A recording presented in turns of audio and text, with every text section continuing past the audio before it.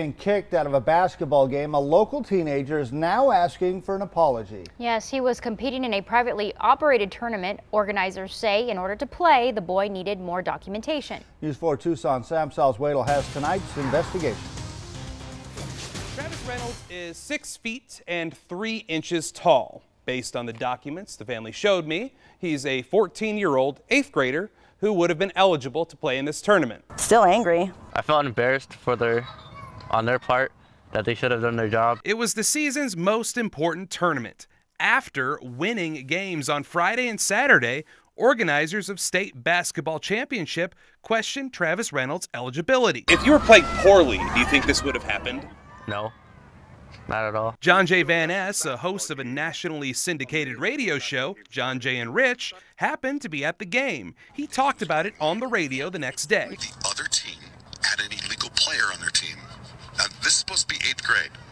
They had a kid who was like 6'4", and it turned out he had a forged birth certificate from a hospital, and it was like a horrible forge job. The kid's like 17 or 18, and they're trying to put him on this team, right? Why would they do that? I know, right? It irritates me. The other team's parents were clapping in our kids' faces, calling them cheaters. So that's all he wants is an apology. I mean, the whole team, deserves an apology. John Jay says he walked in late, just catching the end of all the commotion. I shared my life on the radio, and that's what I do every day. And I was careful to not mention names because I don't know names. I don't know who the parents are. I'm sure they're upset. I feel bad for them. But my story's the truth. That's what happened to me. So if I caused them any pain, I do apologize.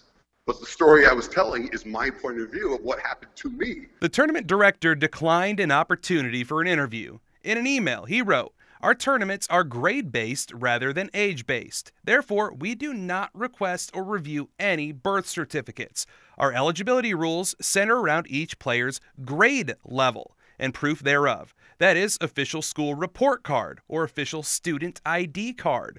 These rules and requirements are very clear, and all coaches and team managers are notified multiple times of these rules. Any team that does not submit or make available such proof of grade for all of its players runs the risk of being disqualified from a tournament." The organizers of the tournament said that some parents forged the birth certificate.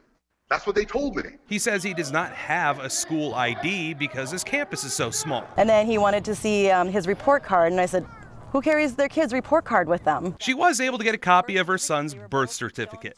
Born in September of 2003, he would have been right on track to be in the 8th grade this year. But that wasn't enough. This school year, he was featured in the Sierra Vista Herald repeatedly, playing basketball for Huachuca City School, which only goes up to the 8th grade. He said that the newspaper was not reliable. It's not a reliable source, so I had no proof that Travis is in 8th grade. They were forced to forfeit. You think you would have won the championship? Oh, of course.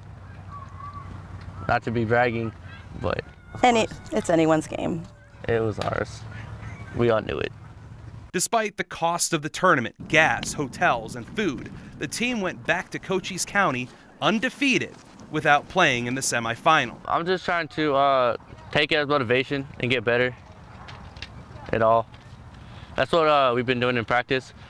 When we talk about it, we just try to work harder. Travis still has about 2 months left with his club. Next year, he plans on playing basketball for Buena High School in Sierra Vista. If you have a story you'd like us to investigate, email investigators@KVOA.com or call 955-4444. Investigating for you, Sam Salzuelo, News 4 Tucson.